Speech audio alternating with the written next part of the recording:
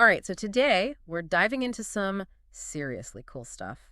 SpaceX, Starship, reusable rockets, the whole shebang. Yeah, you could say SpaceX really shook things up this week. No kidding. I mean, giant robotic arms plucking a booster out of the sky. It sounds like something straight out of a movie.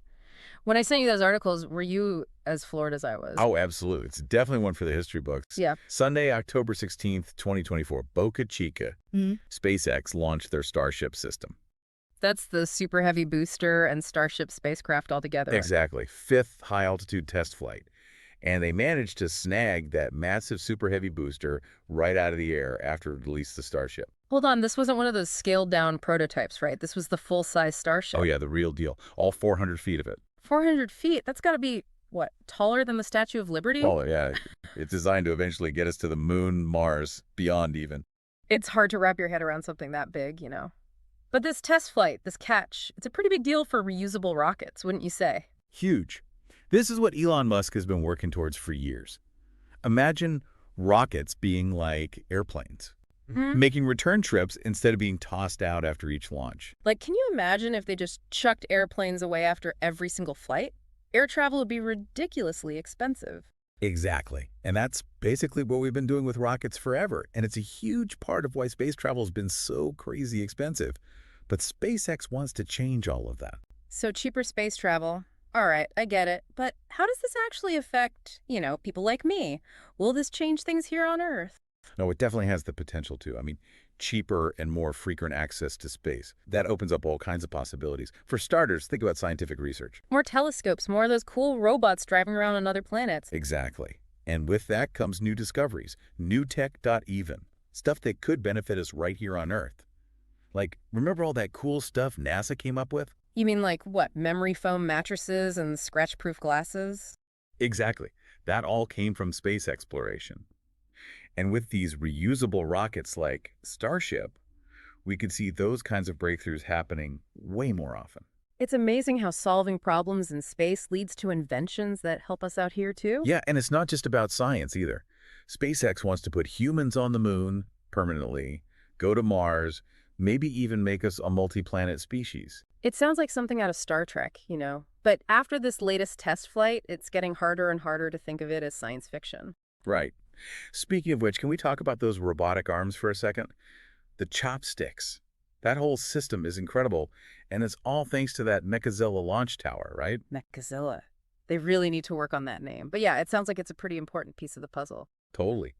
See, most rockets land on drone ships or landing pads, but Mechazilla actually catches the booster right out of the air as it's coming down. So it doesn't even have to use fuel for that last part of the landing. That's pretty smart. Exactly. Saves fuel, and more importantly, it means they can launch Starships way more often.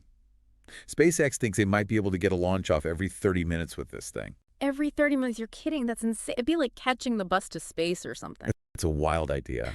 But this isn't just some small step, This could totally change how we think about space travel.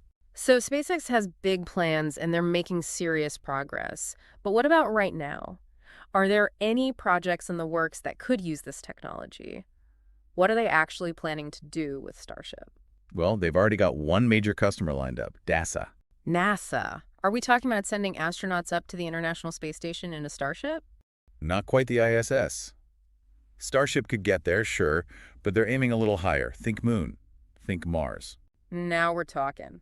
Didn't SpaceX get picked for that Artemis program? NASA's big plan to get back on the moon. Bingo. NASA gave SpaceX a pretty huge contract to make a special version of Starship, specifically for landing astronauts on the moon. That's a huge part of the Artemis project. It's not just about visiting the moon this time, it's about actually staying there. So Starship will be like a lunar taxi service, taking astronauts back and forth from lunar orbit to the moon's surface. That's pretty wild. When can we expect to see this happening? NASA wants to put boots on the moon by the late 2020s. But you know how it goes with projects this big?